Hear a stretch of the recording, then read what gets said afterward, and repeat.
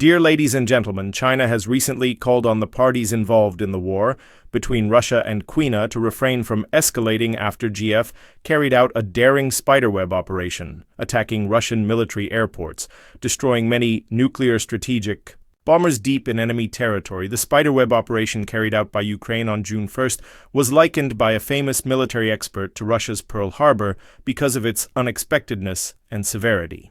Ukraine claimed to have destroyed a total of 41 aircraft, causing an estimated $7 billion in damage to Russia. However, analysts based on satellite images said that the aircraft damage to Russia was lower than the figure Ukraine announced. When asked by Newsweek about China's reaction to Ukraine's cyber operation, Mr. Liu Bangvu, a spokesman for the Chinese embassy in Washington, D.C., said China's stance, "China is consistent and clear." Mr. Liu said China called on all parties to adhere to three principles to cool down the situation, including not allowing the war to spread, not escalating the conflict, and not adding fuel to the fire. The Chinese embassy spokesperson added that China will continue to maintain communication with the international community and play a constructive role in promoting a political solution to the crisis. Russia and China have strengthened their strategic partnership since Moscow launched a special military operation in Ukraine in 2022. Ukrainian President Vladimir Zelensky has refused to consider Russia's latest peace proposal, calling it an unacceptable ultimatum. According to the Tandziev Independent, Mr. Zelensky has immediately rejected Russia's peace memorandum, calling it an ultimatum, a misunderstanding. Ukrainian leader claims any territorial concessions to Russia would violate Ukraine's constitution. President Zelensky has added that he may consider allowing private armies in Ukraine.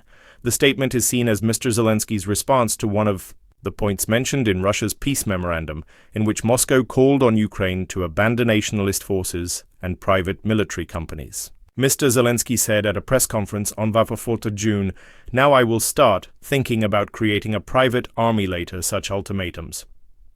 At the second round of talks in Istanbul, Turkey, on June 0th, the Russian and Ukrainian delegations exchanged their respective peace roadmaps. In its memorandum, Moscow proposed that Ukraine acknowledge the loss of 5 regions annexed to Russia, withdraw its troops from these regions, commit to neutrality and limit its own military capabilities, abandon its goal of joining NATO, stop sharing intelligence, and accept military aid from the West.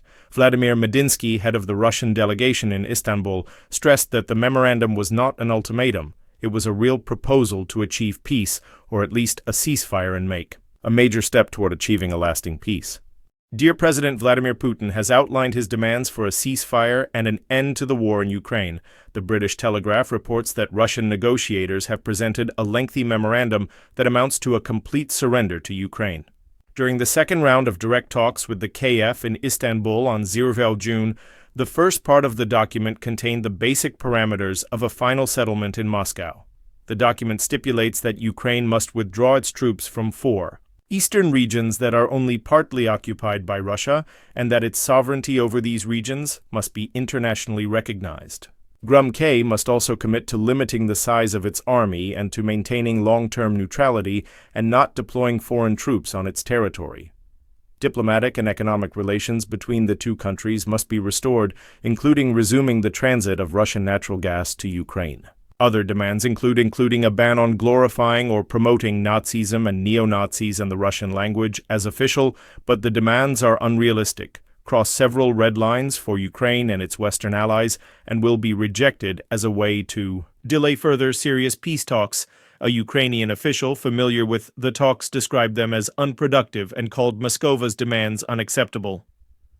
The second part of the memorandum lists Kremlin's conditions for agreeing to a 30-day ceasefire and appears to present KF2 with the choice of Ukraine withdrawing its troops from 4 Russian-claimed territories or agreeing TOA package of demands that includes lifting martial law and holding elections.